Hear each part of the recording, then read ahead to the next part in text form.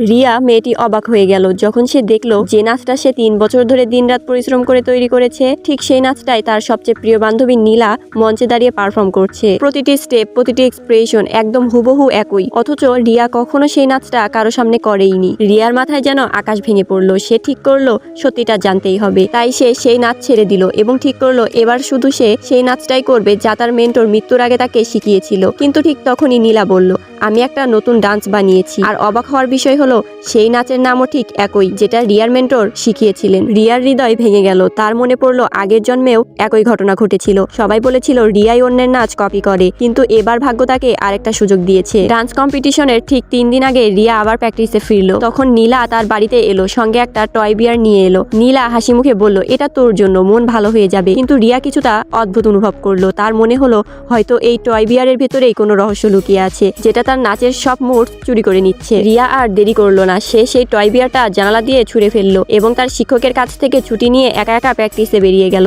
যখন অন্য প্রতিযোগীরা দিনরাত অনুশীলনে ব্যস্ত, নীলা তখন আরাম করে কোল্ড ড্রিঙ্কস খাচ্ছিল। অবশেষে এলো প্রতিযোগিতার দিন। নীলা হাসতে হাসতে রিয়াকে জিজ্ঞেস করলো, বল তো তুই কি ডান্স করবি? রিয়া কিছু বলল না, শুধু শান্তভাবে তাকিয়ে রইল। তারপর নীলা মঞ্চে উঠলো আর ধীরে ধীরে নিজের জ্যাকেট খুললো। রিয়া দেখে স্তব্ধ হয়ে গেল। ওই পোশাকটা, ওই স্টেপগুলো, ওই এক্সপ্রেশন সবই তার নিজের তৈরি। কিন্তু রিয়া এবার প্রস্তুত ছিল।